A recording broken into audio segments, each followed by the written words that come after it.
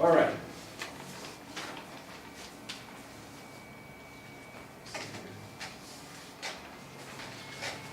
You have your handout on harmonic grammar. Let's start with this. If we're going to be building our own progressions, which we will, all right, it's going to be beneficial for you to be familiar with the chord classes and with common stylistically sound root movements, right?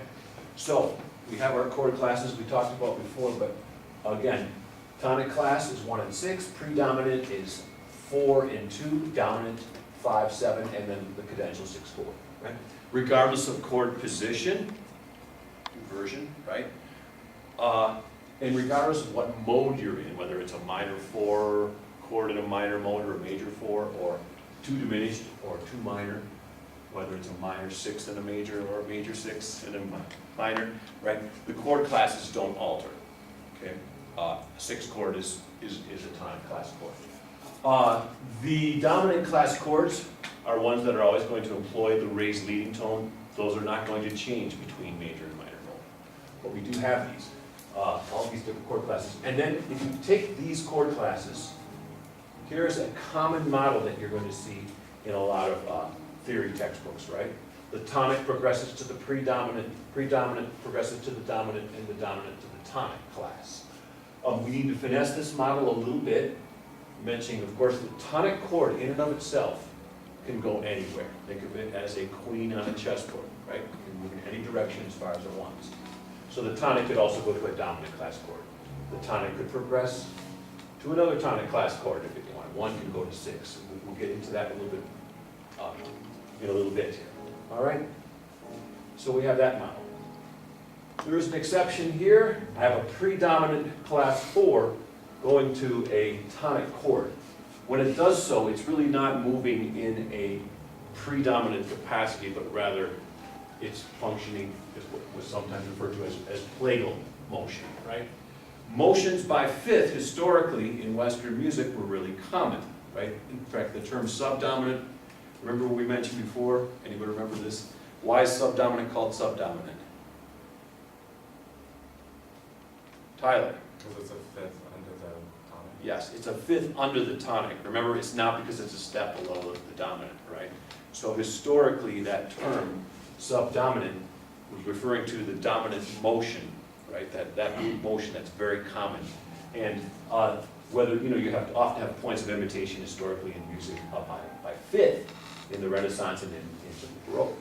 And that became a common movement by fifth, right? And it's part of the style. So that is another ascending fifth. Tonic going to 5, 1 to 5, of course, is another ascending fifth. And the other ones on this chart, as we're going to demonstrate, are going to be descending fifths. Speaking of root movements, 3 of them, right? Stylistically sound root movements. You're going to have a prevalence in common practice music of movements down by fifth, down by third, and up by second. And these are referring to root movements, not bass movements, right? So if you have a progression, right?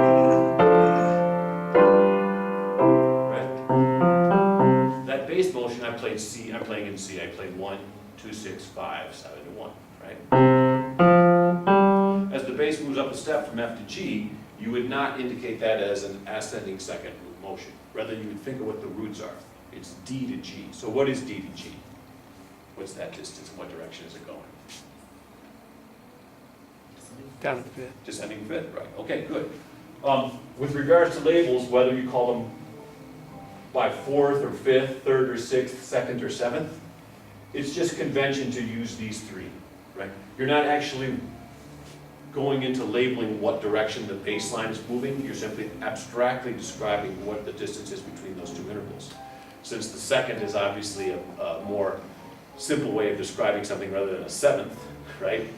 And the third more common than the sixth, then we use those terms. Now the fourth is smaller than the fifth, but the fifth is the more constant interval, and so therefore that's the one that we use in our nomenclature when describing root movements.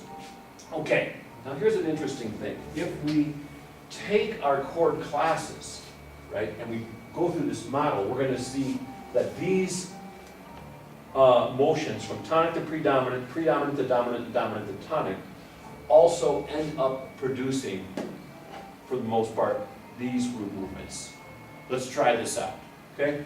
So, I'm just gonna pick, what, our two tonic classes, Melody, are, 1 and 6. okay, so if we were to go from 1, let's just go here, 1 to 4, I'll just keep going around here. Miles, what's 1 to 4? What's the root movement from that?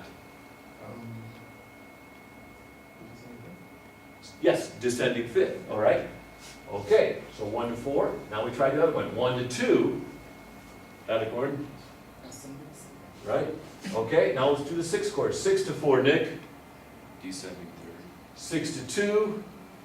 Seth? Descending fifth. Okay, so all of those fit, no matter what combination we do, right? If we go from predominant to dominant, okay, 4 to 5. Ascending second. Okay, 4 to 7. Ascending third. 4 to 7. Oh, you're using normal math, 7 minus 4, but 4, think about 4 going to 7. How far is that? Oh. Ascending fifth? Descending fifth. Yeah. Right, good, okay. All right, and then 2 to 5. Jack? Descending fifth. Right. And 2 to 7. Yes. Descending third. Descending third, okay. Lastly, I don't want to melt your circuits, Tyler, so I'll do this one for you, because this one's hard. 5 to 1, descending fifth. Okay, what's 5 to 6? Ascending second. Okay, what's 7 to 1, back to, 7 to 1? Descending second. And then lastly, we could try this one on for size, 7 to 6. What is 7 to 6, Arlene? Descending second. Right, it's a descending second. If you go through, if you had a graduate assistant and you could do something like this, right? Tell the graduate, go and go through every Mozart string quartet and Beethoven, and every Beethoven sonata, every Mozart sonata ever written, and tell me how many 7 to 6 motions you find. You're not going to find a lot of them, all right? So we have a model that says we had moved from dominant to tonic class, which is reaffirmed by the root movements, but when we keep the root movements in mind, now we have a way of describing why, for example, a 7 chord moving to a 6 chord is not all that common. Yeah. Wouldn't the tonic moving to dominant break the stylistically sound root movements? Yep. And the guideline behind there is that the tonic is the Sun King. No, the tonic can go anywhere, right? That's right. The tonic's like a queen on the chessboard. It goes anywhere. If you went over to our library and you said, okay, we're gonna, because 1 to 5 is ascending fifth, we're gonna remove all the music off of the shelves that has 1 to 5 motion in it. That'd be the end of our tonal repertoire in our library. Couldn't do it, right? So that's a very important exception. Okay, good. Any questions on this so far? Yes, Nick? So, just wondering, is there like a rule for how many ascending seconds you can have in a row? Well, there is, kind of, yeah. Right, because on here I mentioned that the 3 chord, notice the 3 chord does not make an appearance in all this, right? The 3 chord is essentially outside of the realm of chord classes. I mean, historically it wasn't, you know, Hugo Riemann came up with this, with a lot of these ideas, and, you know, initially it was an abstraction, and you'll see a lot of the chord classes are related by thirds. 1 down a third 5 to 6, 4 down a third to 2, and originally in this model 5 to 3, 3 was considered another, maybe, you know, had a leading tone in it, so it could be. But that was more of an abstraction, whereas this is more of a practical observation. This is what's happening in music, and this is sort of an updated version of his philosophy. So since 3 is not there, I mentioned that with regards to your question, because then eventually if you go 1 to 2, then 2 to 3, well, I can say, well, the 3 chord's just not used that much. They are used in sequences. Okay. So if you had an ascending, so like something like this, okay, if I had an ascending chain, there's a 3 chord. Right, we're going to talk a little more more sequences later in the hour, actually, but, we could use there, also we could use in this, in a, like a circle of fifths progression. Yeah. But, if you have too many ascending seconds in a row, then they could be problematic, right in a row, right? Yeah. But 1 to 2 is very common, 4 to 5 is common, 5 to 6 is common. 6 to 7, that's another kind of odd one. That one's not really that common. And I mentioned that in this little sort of list of caveats here. It's not an absolutely, you know, Loctite, solid sealed system. There's going to be some exceptions to the rule. But these, combined with these, do give us a general overview of what kind of chord progressions to use and which ones, which chord progression to avoid. Other questions on that? Okay. All right.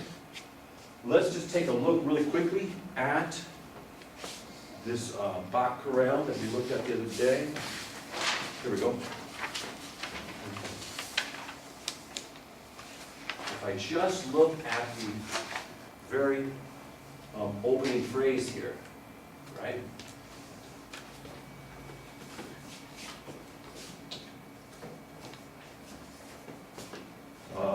Let's just start with Adam. I'll do these ones, Adam, because these are hard. Here's a 1, and here's a 1. All right?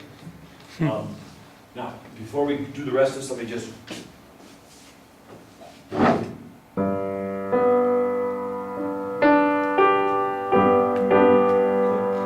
we want to try to sing through this?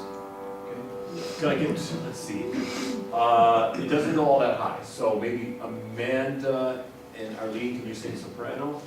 Okay. Melanie and who else can sing an alto? Just use some falsetto if you have to. Just Melanie? All right, Daniel, awesome, okay. Okay, yeah, you're gonna go up to the G, not there, okay. Tenors, okay. Let's do the first chord on La, ready?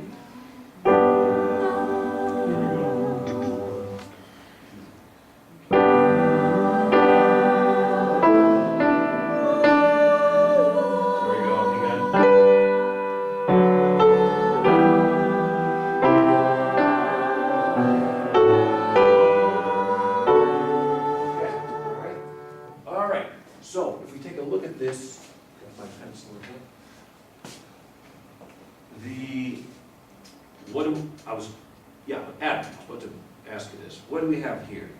Harmony. So it looks like a 4. Yep, and what position is it in? Root. The E is in the bass? Oh, sorry, no. First inversion. Good, so we got 4, 6. Okay, that goes, Daniel, to? 5. Give me the chord position as well? First inversion. 5, 6, okay. Mild. Tonic to dominant, and then to Melanie on the third beat of measure 2.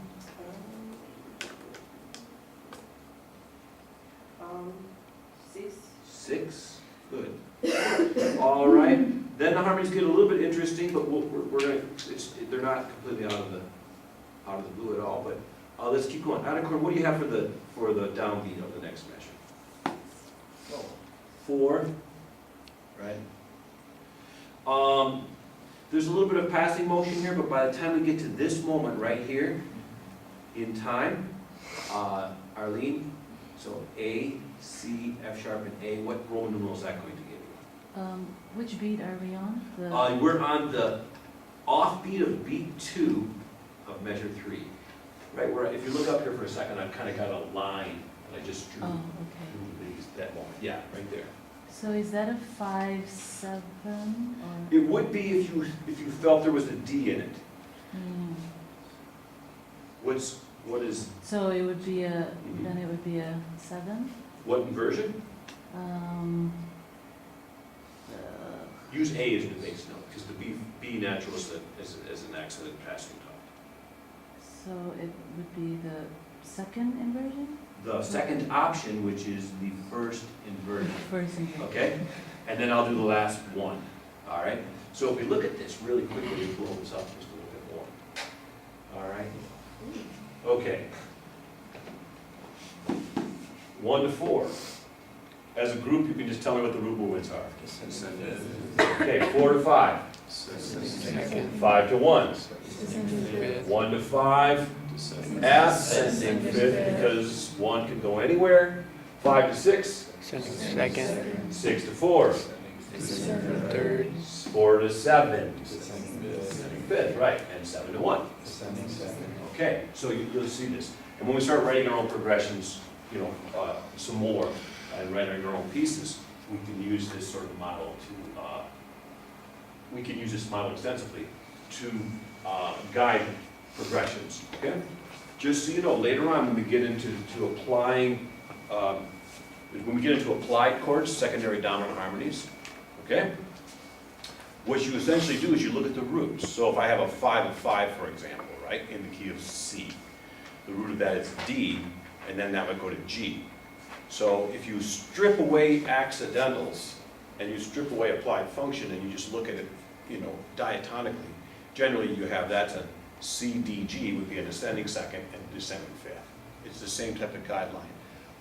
The secondary dominants sometimes will take us outside of the realm of function if you strip the accidentals out, but often they will just,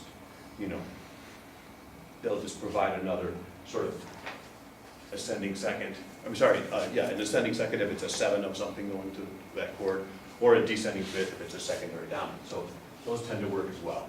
All right, great. Okay, let's move on to the next thing. I have a handout here on sequences. We can go ahead and stop that.